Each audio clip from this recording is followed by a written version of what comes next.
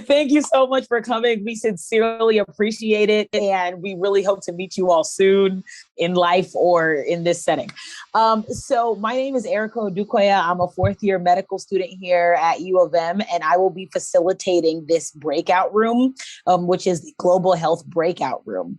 Really, the premise of this session is so that you all can ask questions of our fantastic panelists, now newly matched, Anjan, even though we can't call him doctor yet until he graduates, apparently.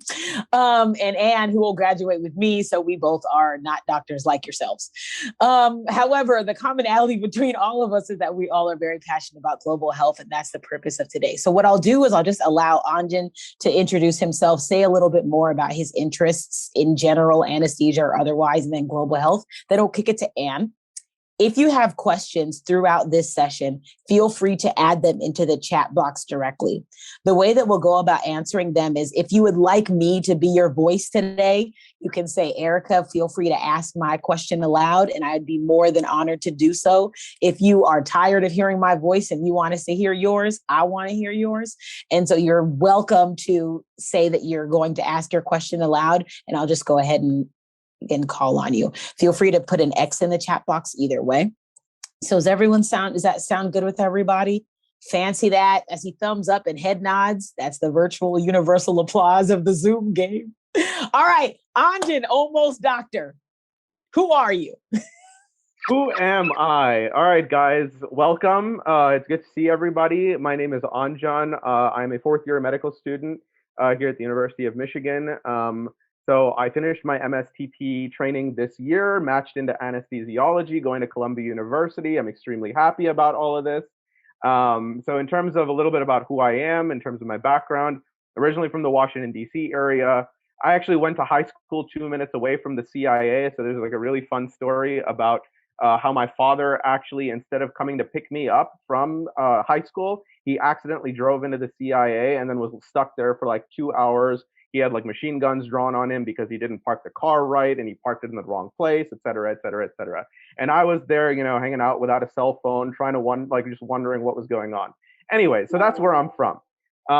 Then came here for undergrad, University of Michigan, took a year off, worked in David Markovitz's laboratory for that year. I was actually working in his lab during undergrad as well, but took that extra time to just sort of mull over the decision of whether or not pursuing the MSTP was the right decision. Ended up being the right decision, enrolled, got my PhD in cancer biology. But in the same time, I decided that global health was something that I wanted to pursue a little bit more. During undergrad, I had an interest in global health, but I felt awkward approaching global health because I was not anywhere near medicine.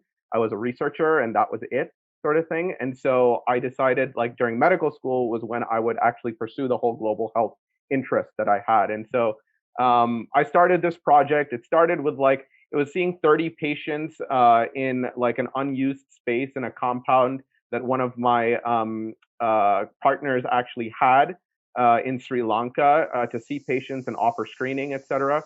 And then that turned into an initiative where multiple medical students have now been involved over the course of the last 5 years. And it's been really exciting. And then during my PhD, I also got the chance to start a company. We can talk about that if you guys have questions about that too. And then here we are, matching into anesthesiology. Company, anesthesia, global, PhD, doctor, cancer, something. That sounds like you. Okay, that was beautiful. We're going to make sure to talk to you about every single thing you just said. And it sounds like you can give all of us a job. Either way. Right on. Okay. And also almost doctor. Who are you? Hey, so good to see everyone. Excited to be here. My story is a little different from Anjan's. I don't like research. I don't like business. I do like medicine and I do like global health. So I'm originally from St. Paul, Minnesota. Went to college on the East Coast at Haverford College, which is a very tiny, very Quaker college. And then I joined the Peace Corps after college. So lived in Guatemala for 2 years as a maternal and child health volunteer. Not sure I really improved maternal and child health in Guatemala at all, but learned a lot about myself and the fact that I want to work in global health. And once I came to Michigan for medical school, I was part of the Global Health and Development Pathway.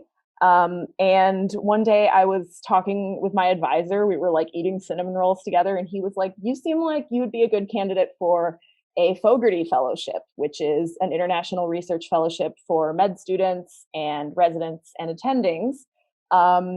I mulled it over, tried to find a different mentor to apply with because my global health and development mentor was OB-GYN. And I am not an OB-GYN person. I'm going into emergency medicine, which I forgot to mention. So anyway, I looked around for a mentor for a while and ended up working with an amazing PhD MPH named Cheryl Moyer, who does a lot of maternal and child health work. And I am currently in Ghana right now doing research on neonatal jaundice. So that's kind of my global health story. Ghana, Fogarty, no research, no business. You know, what's also interesting is that I thought I saw you yesterday. And obviously what you're telling me is that was not you. Here is my question for you both. And we'll start off with Anne, and then we'll go to Anjan.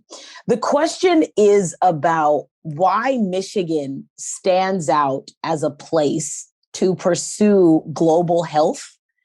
It's not in relation to other schools. We don't hate other schools. We love other medical schools. Please know that, not just because we're recording this. But literally, honestly, people, be serious. Why does Michigan stand out as a place to pursue global health? If you didn't know that before you got here, why was it a place that emerged for you when you got here? So you can kick it from the cinnamon roll story, Anne, or anywhere you like. Yeah, so I have a couple answers to that question. One is if you are interested in doing a program similar to the Fogarty, Michigan is part of like the Fogarty Consortium. So it's one of the schools that allows you to apply for something like that. But more than that, actually, I think that something that makes Michigan a really great place for global health is the diversity of the medical students who are here. One of the big draws for me about Michigan as a medical school was that 50% of our students are from out of state, which is unusual in a state school. And I think that in order to be global citizens, it's more difficult to do that when everyone's from the same place and you have a very insular community. Whereas I feel like Michigan is a really diverse community that's interested in forging relationships with other medical schools, other countries, other everything. Which I think makes Michigan a great place to pursue global health. Thanks, Anne. Anjan, what about you? Or is it not? Be honest. This is just a secret between friends now. It definitely is. And so my take on this has to do more with the resource aspect of what is available at Michigan. So one of the things that I've sort of noticed, or what I'm noticing is a trend when it comes to the process of globalization and being part of the global community, is that, you know, as the world is getting smaller and smaller, our economies are also becoming more and more intertwined. And a big aspect of the United States economy is healthcare, right? So sooner or later, and I think we're sort of coming to a point, it's like an inflection point where a lot of people are talking about it and a lot of people are sort of showing interest. But mobilizing those resources is the next part of that inflection point.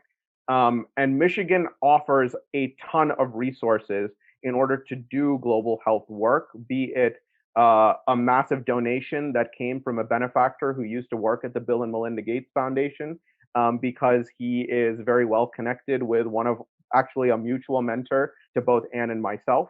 Or the fact that, you know, there's sort of an initiative to bring together the Institute of Healthcare Policy and Innovation with Global Reach, which is sort of the umbrella program that oversees all global health projects, to the fact that School of Public Health is very, very involved in doing research in the global space. And there are many mentors who you could potentially work with to be able to do research as well as field work in different parts of the world. So the way that I think about this when it comes to Michigan is that the resources are vast, and it's really a matter of how you tap into those resources in order to do the kind of work that you want to do. Be it a Fogarty Fellowship, be it starting your own thing, be it doing research with a well-funded mentor outside of the context of Fogarty, or starting your own thing, the opportunities are there to do all of this. I was wondering if any of you could speak about the Global Health Path of Excellence, if you took part in it, or if you didn't, if that, changed anything or helped you on your way. I am in the Path of Excellence for Global Health, and that was kind of how I found out about the Fogarty. My mentor there set me up with this. I think that the Global Health pathway is or the Path of Excellence is like whatever you want to make it. If you're a person who's like, I just want to check boxes and get through medical school, it can be that for you, or it can be like a stepping stone to really cool projects abroad and really interesting partnerships with people who you might not have had the chance to meet otherwise.